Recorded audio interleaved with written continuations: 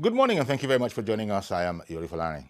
I don't know, I'm not a Met man, I'm not a meteorological man, but I do tell you whenever it's sort of wet or showering or damp in Lagos, southwest of the country where we're broadcasting from. And indeed, that has been the case today.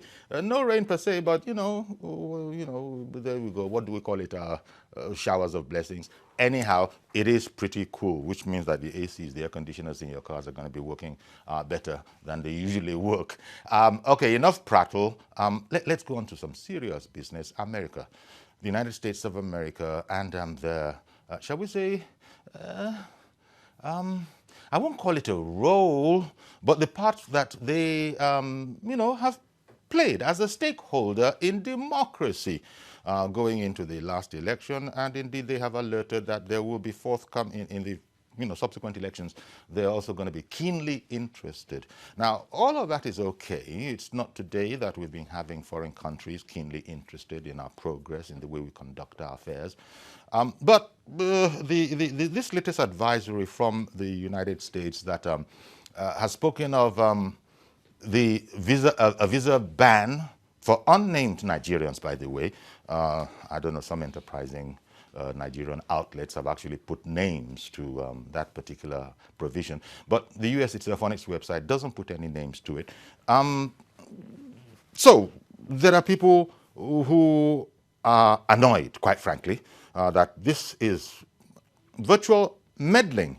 And in particular, the secretary to the government in Kogi State has written a letter to the U.S., so to speak, State Department, wherever, really showing their annoyance in Kogi and the fact that they had opened up their states to all sorts of innuendos, and political opponents were using it, and in short, the U.S. had actually done more harm than good. Now, I wonder what you think about that, but that is the lie of the ground. The federal government has also complained that there are aspects of it that are disrespectful, quite frankly.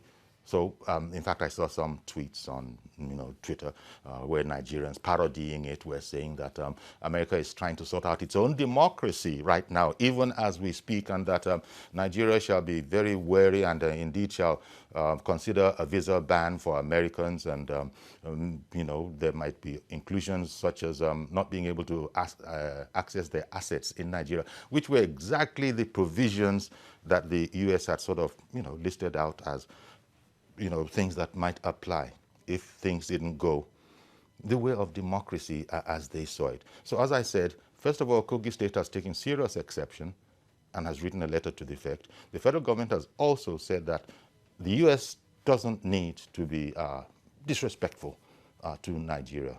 What do you think about it? Well, to lead off this, we'll start with a guest in our Abuja studio. We're talking about, he's a policy analyst and public affairs commentator, Mr. Dyer Williams. Good morning, Dyer. Good morning. Yeah, thank you for making the time. Now, if you can hear me clearly, we'll start with the voice. Aha, we now got the video as well. Okay, we good, Dyer. Give me your thoughts.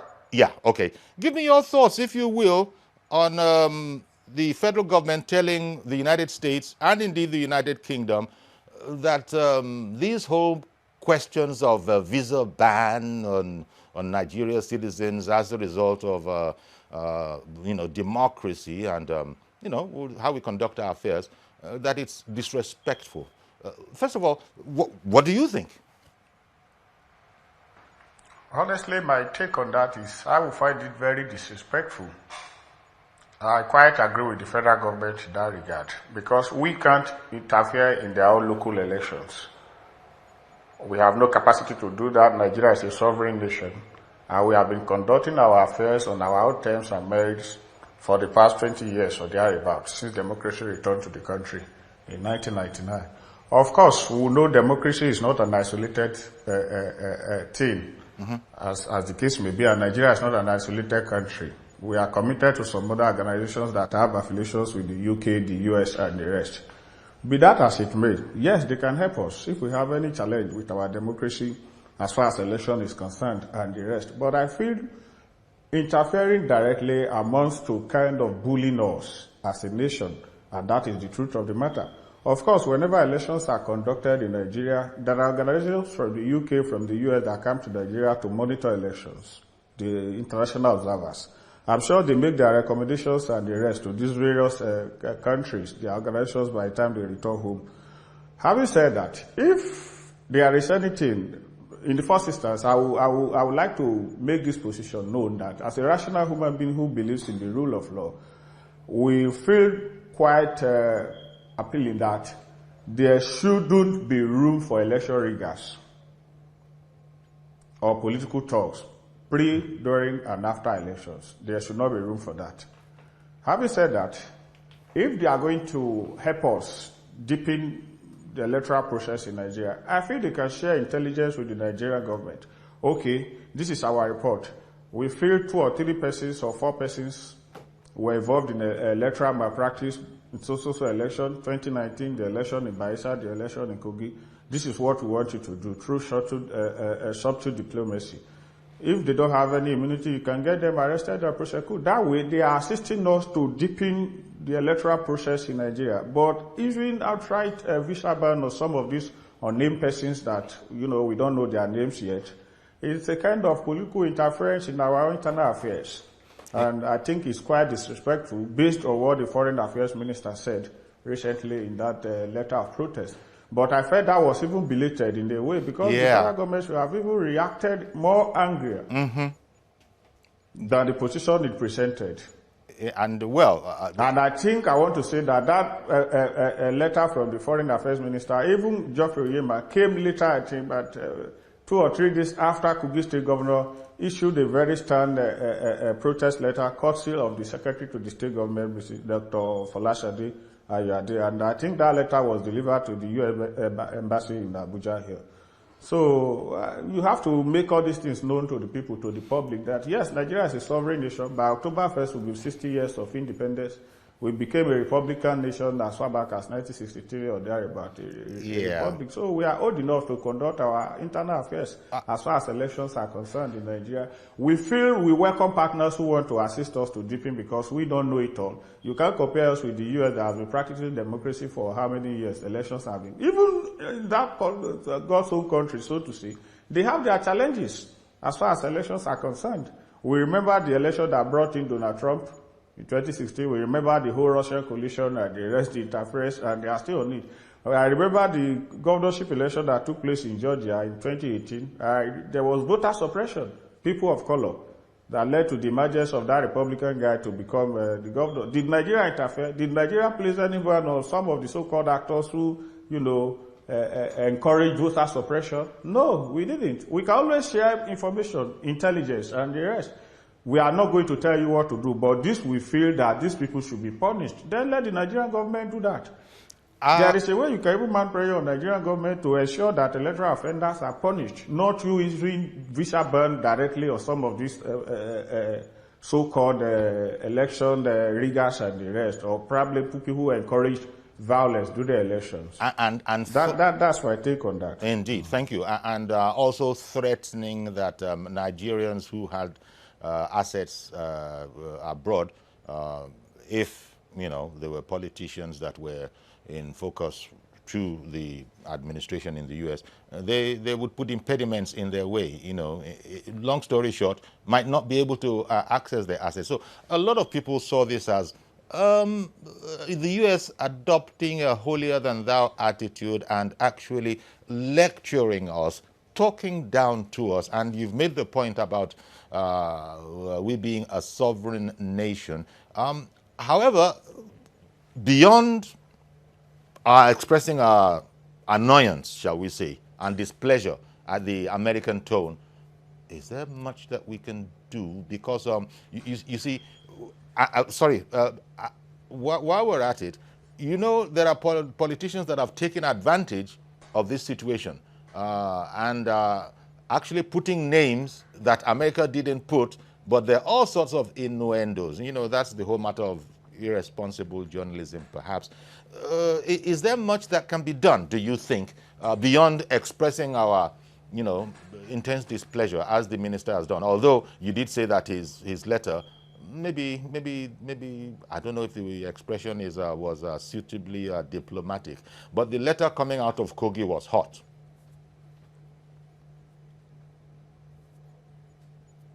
Yes, the foreign affairs minister, the letter he wrote was too lame, if I may use that particular adjective to characterize, and it came fairly few days after the Kogi State governor, through the SSG, made their own protest letter to the United States Embassy in Nigeria. I feel the tone of that letter written by Godfrey Oyema was too, lame. It should have carried more weight, in this case, to show our utmost displeasure at what we call this is meddlesome this thing. They are trying to interfere in our own process, and as you may see, like you rightly mentioned, the innuendos and the rest are going on. Some opposition politicians, also to say, are weaponizing this to mean that, oh, you are an election rigger, there has been a visa ban. Some are even calling on others assumption, where they are assuming the United States of America didn't actually put a name to these so-called or alleged election riggers. So where is the name coming out from? Those of us in the journalism circle will know that that is irresponsible journalism. If the source of the information is putting the names, they know they have access to the names actually, but they are not revealing the names. So how do we assume? Are you now find us strange manners of claim that, oh, you did this, you did that? We are even going to encourage the U.S. to impose more visa ban on some of these people and the rest. You could see even the election that just took place in Edo, before that election took place, they already presumed that they were going to impose ban on some actors. Did that actually prevent people from going violent? There were still pockets of violence in the Edo election. Although to a large extent, go by preliminary reports of those that monitored the election, it was fair to a large extent, the rest, but there were still pockets of violence. Election is here to take place in Ondo State. It's coming on October 10. The U.S. has already said it's going to impose or will impose ban on unnamed persons. Yeah, there are pockets of violence going out in Ondo State as far as the campaign is concerned. The other day, some political thugs were arrested. They were armed. They were arrested. That is part of the internal process. We are making sure that those who want to perpetrate violence during elections are taken care of. Is the U.S. government the one arresting those political thugs? No. That is the responsibility of the Nigerian government. So the U.S. cannot dictate to us what we should do or how we should go about our own electoral process. Okay. I'm a friend of the rule of law, an advocate, so to say. Whatever court decides, I go by it, regardless of how I may find that judgment disagreeable. In some of these elections, the whole thing has gone up to the Supreme Court, and the judgment, the ruling is that, okay, this also person won this election, this person did not win the election. If the apex court in the land has decided that the person won the election, what do we do? Even if we have issues, we can only make recommendations, we can only make interventions within the media space that, okay, going forward, this is how to go about this. Those who involve in vote buying, this is what we should do. Those who perpetrate violence during elections, this is what we will do, not just using a visa ban on them directly. In any case, that may even embolden them to do worse, because after all, they can say, to hell with your US or whatever, your UK. We have elsewhere to go. And that is the truth. That amounts to bully tactics. In the US itself, there was an election that brought in George Bush Jr., I recall. There was a recount in Florida, and that was ultimately what decided the election in favor of George Bush. I think I recall that his younger brother, Jeb, was the governor of Florida at that time. I remember the candidate of the Democratic Party, Gore, made a very strong that there was serious distinct, that the whole process was, maneuvered or manipulated in a way to favor the candidate of the Republican Party. Eventually, they were able to resolve. I don't think anybody issued any visa ban or some of those actors who, actually encourage that sort of malpractice there. So these are a few cases. We remember the 2016 election in the U.S. too. Well, I feel the federal government should defend Nigeria. Exactly. Nigeria is a sovereign nation. Mm-hmm. Of course, we don't have it all. We don't have the capacity, the holistic capacity to ensure that election is seamlessly conducted. We still need the assistance of these so-called big brothers. But they should not bully us. Indeed. They can assist. Okay, probably because of their superior intelligence gathering capacity, they were able to find out that some Nigeria political actors were involved in election malpractice in 2019. What do? They have a way of interfacing with the Nigerian government, probably courtesy of the Foreign Affairs Ministry. You can interface with them. We have the names of these people. Find a way to ensure that they are dealt with according to the laws of the land. Well, if somebody has perpetrated the violence in Nigeria, and you are now going to issue a visa ban on him, you are going to seize his properties in the U.S. That amounts to bullying. This is not to encourage those who are involved in electoral violence or malpractice, not at all. But you seizing their property, where is even the jurisdiction coming from? They don't have that sovereign jurisdiction. Well, does it mean that Nigeria is a vassal state? As you know, exactly. As you know, Dio, well, it's, as we say locally, it's not today that America has been carrying on as the policeman of the world.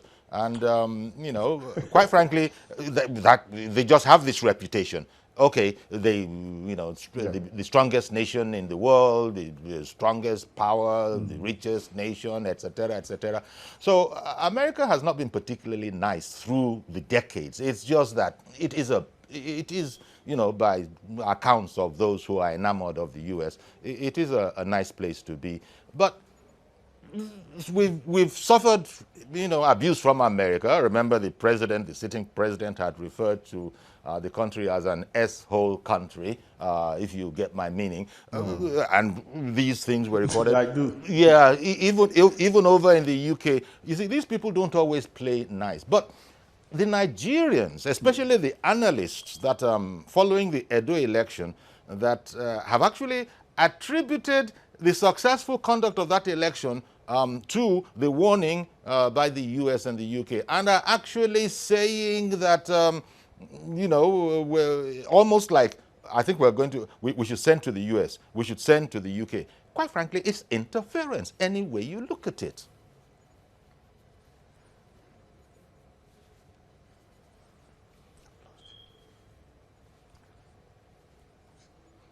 I hope we didn't lose Dio. It's been coming on so fine before now. But we're also going to open... Yeah, Dio, as you're in studio there, we're also going to open the phone line so we get impressions from some of our viewers as well. As I was saying, it was a UK leader that referred to us as a fantastically corrupt country. You know, he was whispering. He didn't know his mic was live. Quite frankly, never mind whatever position these countries, you know, put on when they're now wearing their diplomatic toga. The things that sometimes leaks out that they are, you know, carrying in their mind leaves a lot to be desired. But I was making the point, Dio, in case you can hear, that is it an inferiority complex on behalf of some of the analysts that are now attributing the successful, you know, conduct, INEC and all the authorities that came together to ensure the success? They say it's because of the US. If not for that US advisory and the UK, it wouldn't have been as good as that. I hope you could hear. I wonder if you could hear. No, probably. Not at all. I want to believe some of those analysts who actually say because of the US, UK, whatever advisory or how elections will be conducted in Nigeria was what actually made that Edo election a success. No, that amounts to inferiority complex. I wouldn't want to. Long before now, we were already saying Edo election, INEC, this will be a litmus test for you because you have to improve on what you did in 2019. And okay, even regardless of the advisory, were there no pockets of violence during the election? There were. Here and there. But largely, like the lawyers will say, it didn't make any substantial impact on the outcome of the Edo election. Likewise, the one that is going to take place in Ondo State. I feel the federal government should make a stand position on this and say enough is enough. We don't want to be bullied. Yes, you can assist us, you can give us intelligence, you can empower us. I want to believe that if Kogi State governor had not taken that very courageous position on that protest letter they wrote to the UN embassy, probably our foreign minister might not have even taken a position on the issue. Well, at all, because I recall that his own letter came few days about three or 4 days after. Issued that letter, took that bold position that, okay, in our own case, we are only protesting because of the innuendos around those people who are, assumed to have been banned, a kind of visa restriction and the rest. We are not saying you should vary these restrictions or whatever, because it is your exclusive preserve to issue visa to whoever you like.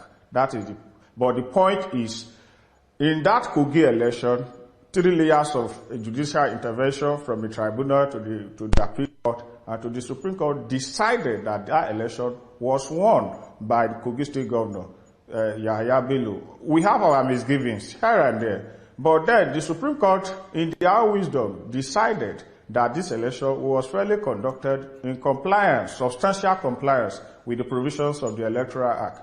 If there were issues in the election, like the killings and the rest in Kogi, Baisha, and the rest, we can get these people. Yes, some of them, we know them, the names and the rest. Okay. Get them arrested, prosecute them according to the laws of the land. I feel if the U.S. is mounting a kind through subtle diplomacy behind the scene to the federal government, please get these criminals who perpetrated violence in Kogi, Baisa, Ondo, Edo, get them arrested, get them prosecuted. That will send a better signal. Indeed it would. If we are saying the success of INEC in the conduct of the last is attributable to what the UK, I think it's amongst superiority complex and inferiority complex. Nigeria is just an extension or a satellite community of the US and the UK. No, we are not. A nation of over 60 or close to 60 years can no longer be termed a toddler.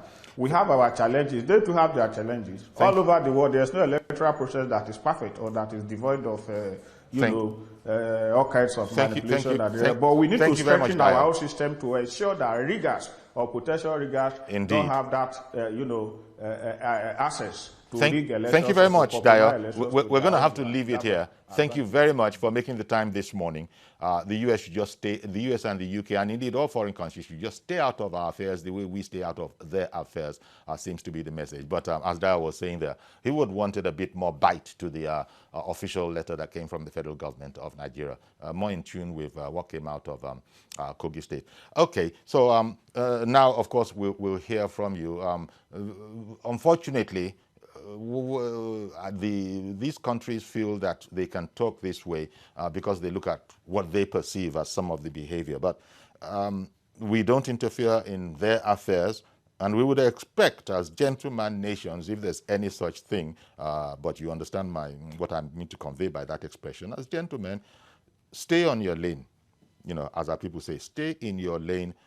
Seems to be a lot, the greater bulk of the opinion that we're getting. Stay in your lane, please, and we'll stay in our lane. And nobody is by any means encouraging all sorts of bad behavior. But the U.S., arguably has been disrespectful. The UK also is continually disrespectful. It's just that the diplomats don't blow these things up. But that is what it is. Good morning, Mr. Salami, calling in from Badagry. Good morning, Okuyori. Good morning, sir. How are you today? Very well, thank you. How say you? Yeah, thank you. Yeah, I'm good. Thank you for the discussion this morning. Okay. I happened to be in Kogi State during the election, and I witnessed some of the events that took place. Okay.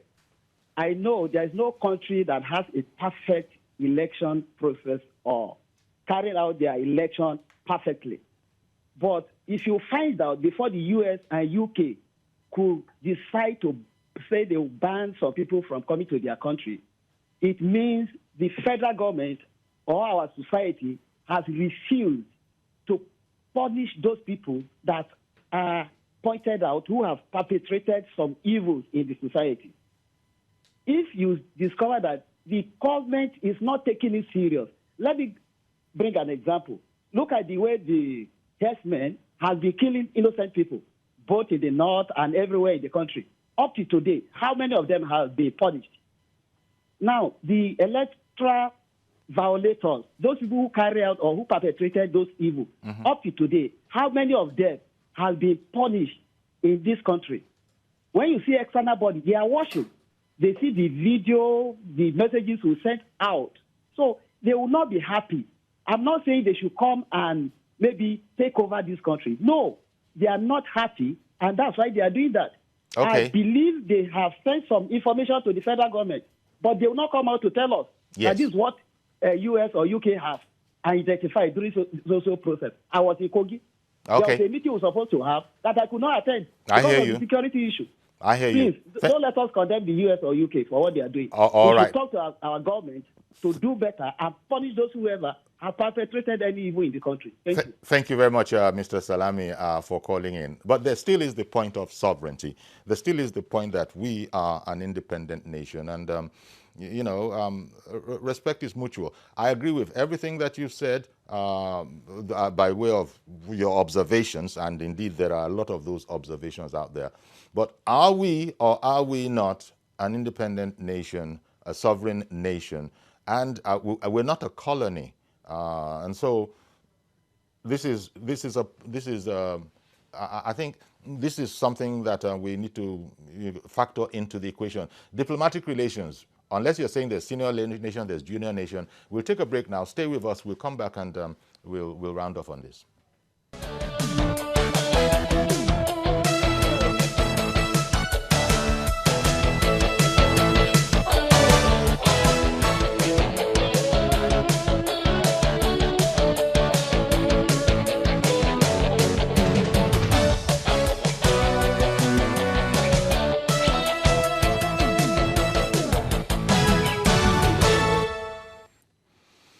Okay, welcome back. Now, just before we go on to our next subject, I would guess that there are quite a few out there that didn't get in and might have had an opinion on whether or not they approve of America and the UK's behavior.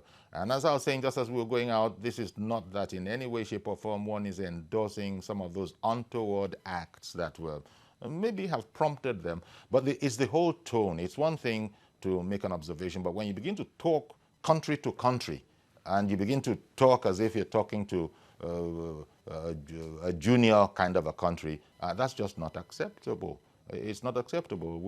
As I said, America in particular has been carrying on as the policeman of the world right through world events. They don't always come out clean, but be that as it may. But thank God that our Minister of Foreign Affairs has indeed written them. People are criticizing the letter that it was far too gentlemanly, far too quote-unquote diplomatic, and that we needed a bit more, bite to the communication that was put across. And they are pointing to the communication that came out of Kogi State, which was, it was respectful, it was diplomatic as well, but it did call a spade a spade. Engineer Brown, calling in from Abuja. Good morning, sir. Hello, sir. Hello, go right ahead, please, quickly. Engineer Brown, go ahead quickly, please. Okay, yes, I want to align with the opinion. Yes, I want to align with the opinion of the last speaker. I'm hearing you, I'm speaking now. Okay. Of the last speaker. Sure. Carry on, please. The problem is that the government are complacent. They see what is happening, and nobody has been prosecuted, nobody has been arrested, and the outside world is watching. So when they expect the federal government to do something, and government has failed, and it's like they endorse what is happening and refuse to act, because probably they are also benefiting from the corruption, from the rigging of election. It favors them as well. So because of that, they refuse to act, and everybody is watching. Yeah. America cannot come to Nigeria to arrest election offenders. So the least they could do is say, since you refuse to change, to do what is right. Indeed. Well, thank you very much, Engineer Brown, for calling in. So America has hit where it would hurt most people, and indeed most Nigerians, hitting their pocket, and also, quite frankly, in their worldview. There are many Nigerians who think that that is the end of the world, that they have access to the US, they have access to the UK, and therefore their life is much more complete than it would have been otherwise. It's unfortunate, but there are Nigerians like that. But then even going beyond that, as I said, hitting them in their pocket, that your assets here, you might not be able to touch them, you know, it is what it is. If you remember when we were speaking with Dyer Williams, Dyer was saying that, look, it's just unfortunate that we have Nigerians with this attitude. We're not saying anything about the US, anything bad about the US or the UK. We've had long associations. People feel proud. People feel proud to actually, Nigerians actually feel proud and slightly superior to own their passports. Would you believe it? There are people like that. But these are all the things that they put together and are now talking to us. But I really enjoy, or I agree with what Engineer Brown just said, that they observe these things going on, these untoward behaviors, and they don't see any action. As they style themselves as Democrats, advanced democracy, that probably these kind of things wouldn't go on in their country, and so they decide that they need to take action. So there's a sense in which we ourselves caused it. Never mind what the foreign minister is writing; he has to do his job, so he's writing it. But we, by our behavior, caused them to be addressing us in this way. If Nigeria as a country had been up and doing they see that when a case is made and it has been proven that there are sanctions, then perhaps they would be a bit more reticent. But unfortunately, we do have the situation on our hands where we have big men in this country that are discharged and acquitted, and they go to another jurisdiction and then they are slammed that you are not discharged and acquitted. In fact, you are guilty. And it also needs to be said that some unsavory stories that are coming out, are what they are. The most recent is the P and ID. That's it. That's the Irish firm, right?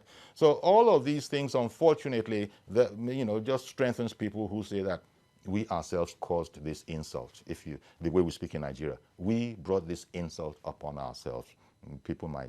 These might not be the most diplomatic of words or most diplomatic language, but people feel a bit hurt, more than a bit hurt, by the way the US and the UK sometimes carry themselves. Okay, that's to one side. Let's move on to the other subject that we had today. Health is ever so important and has been so on our lineup for a long time. In fact, from the beginning of the year, there's hardly a day goes by we don't talk health matters. In this pandemic, period, COVID-19, as we're beginning to come out of it, Nigerians are beginning to return to normal.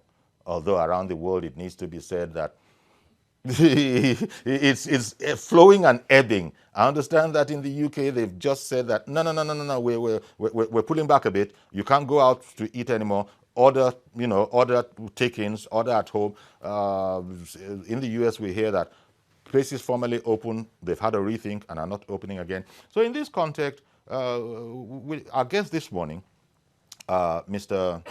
Eluchukwu Adibo, he's a certified biomedical scientist. He's a member of the Guild of Private Medical Lab Directors, as well as the Association of Medical Lab Scientists of Nigeria.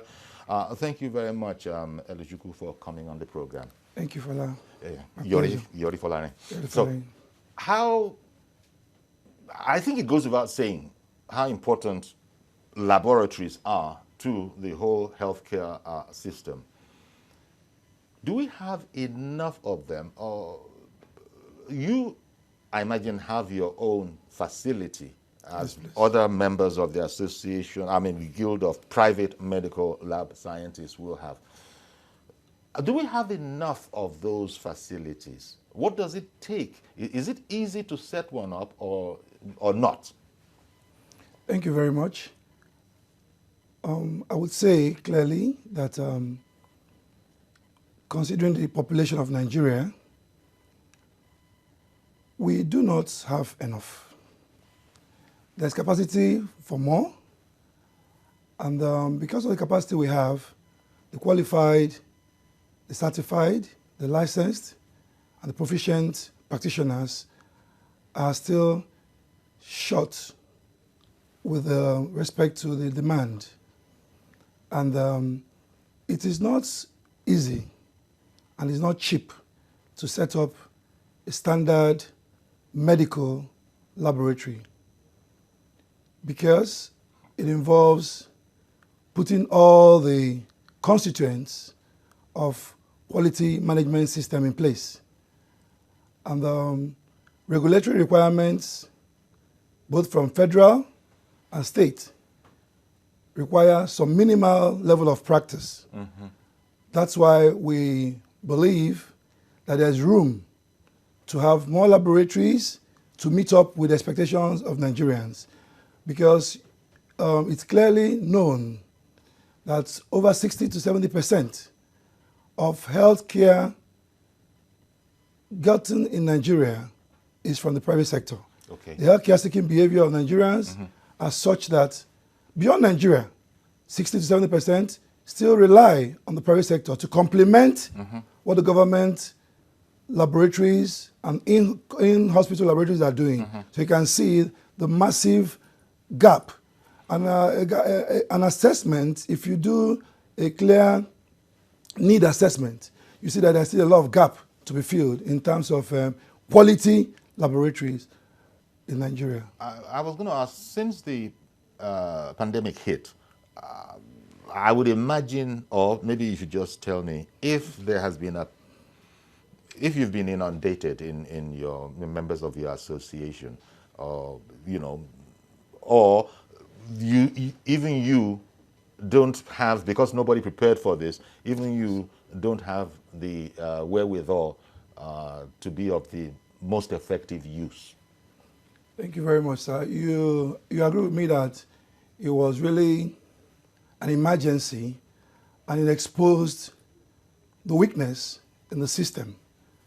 Inundated to a large extent, but of course you also agree with me that beyond COVID-19, there are so many other diseases that Nigeria is trying to cope with.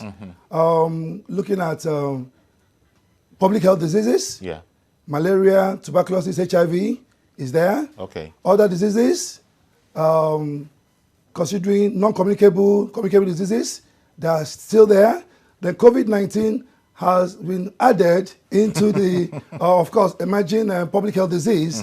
So we were really challenged, as much as it was really a problem for Nigerians to assess all these other healthcare because of the challenge around COVID-19.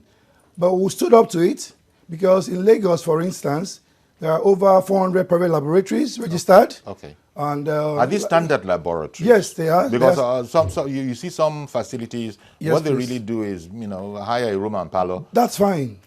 And say that's I'm happy you're raising this. Yes, there are standard facilities. Those that hire room and parlor, there must be regulations. And in Lagos State, for instance, they have Facilities Accreditation and Monitoring Agency, FAMA, are regulators. There are also regulators from the federal government, Medical Laboratory Science Council of Nigeria, and every laboratory that is standard and approved must have the logo of these accreditation, these bodies, regulatory bodies. It must be displayed, and the public must look out for it. It shouldn't be hidden. Very much the way chemists are, they have a sign where a certified, properly regulated chemist. Excellent. Both outside and inside. There's a neon sign for Lagos State. There's a neon sign that designates hospital, designates diagnosis center, designates laboratory. The public must look out for it. And when you go in, we are expected to display this conspicuously. In the setup, wherever it is, in the center. So if the public goes into any facility and they don't see HEFAMA logo, they don't see MLSCN accreditation, or certification of that particular laboratory, then they should ask questions. Now, normally, most people won't walk into, a medical laboratory themselves. They often are referred, are they not, by medical personnel in hospitals, or is that not very accurate? Very good. I would say it's correct. It's correct to say that. It's also important to note that that is not the way it really happens in Nigeria. Even beyond Nigeria, health-seeking behavior. We're talking a lot about preventive healthcare, and everyone is free to seek preventive healthcare. Standard laboratories, you could walk in and ask for different panels of health check on your own. I see. It's not sin. And it's not Okay. against the law. So you can also come from the route of referral. But most times, I tell you, referral comes when people are ill, when they have one condition or the other, and they get to the hospital or clinic, some who are aware as well would ask their doctors, can I have a checkup? And when the doctor says yes, of course, the checkup must be done in the laboratory. Indeed. So we're talking about laboratories, in-hospital laboratories, that are part of us, standalone laboratories, that are part of us. They are all run by trained, qualified, and licensed medical laboratory professionals, and of course, proficient. So anywhere you go, our concern is that you speak to and you are attended by the correct person in any of these. So the routes of seeking of the care could be directly, could also be by referral purpose.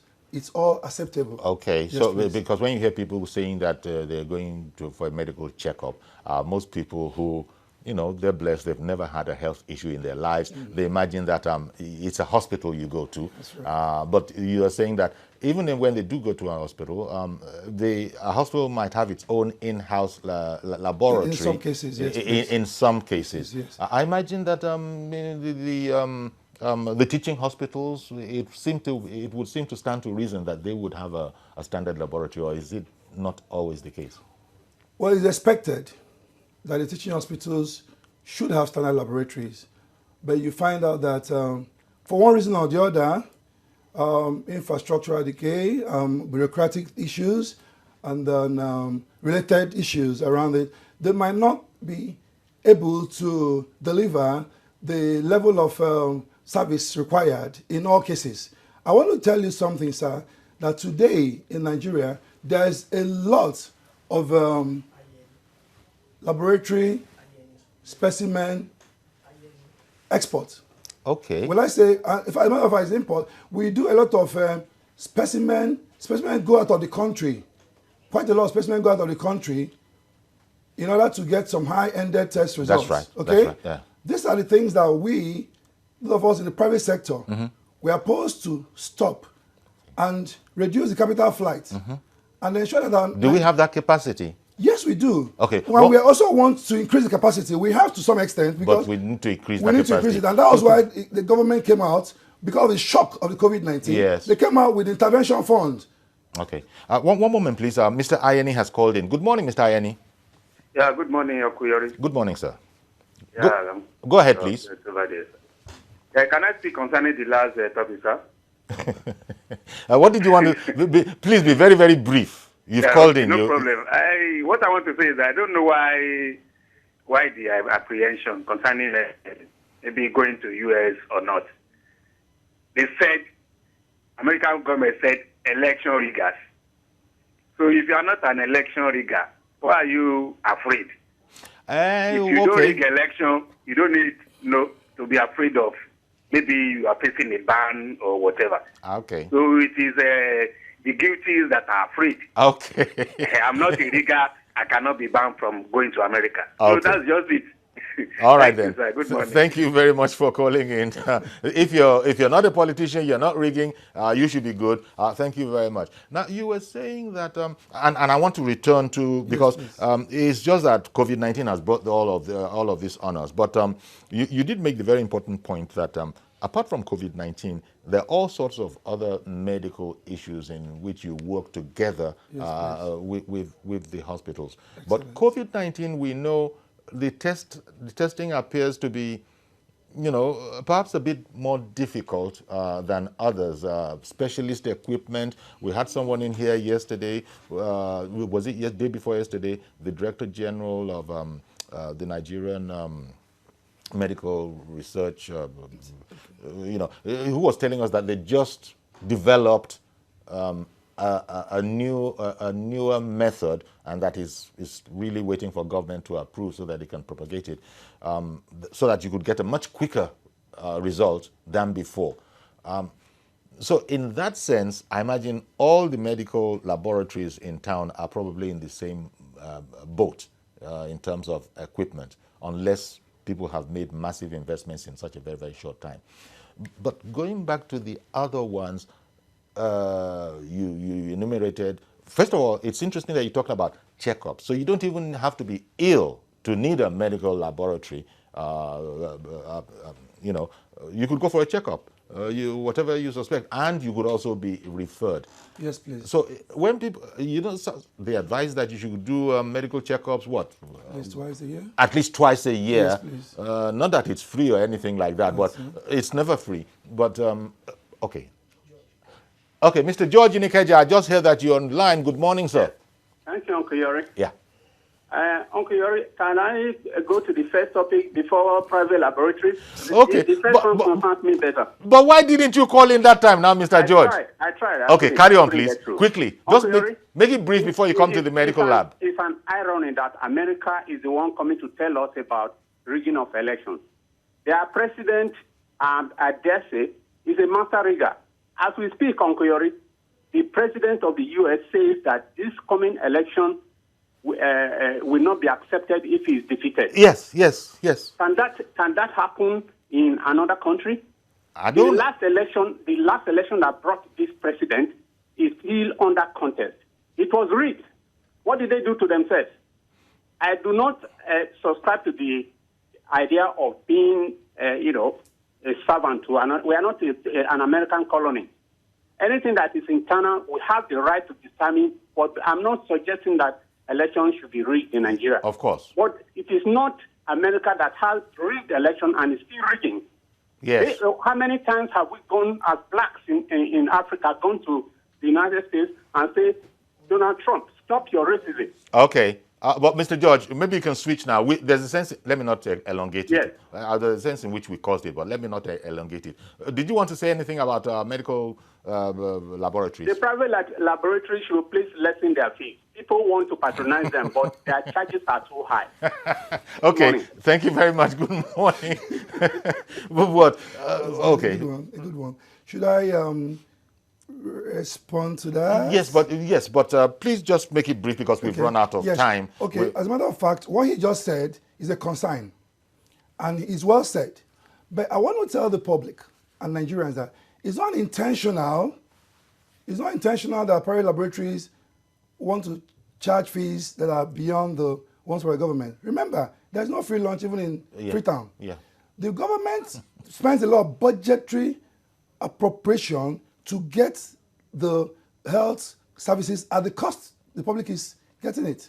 The private laboratories invest a lot of money without any support whatsoever from the government. So they have to recoup. So the margin is so little that to keep a quality service that meets up the ISO 15189 standard, which is the international standard for laboratory services, you cannot get it at a cost that will also cause harm.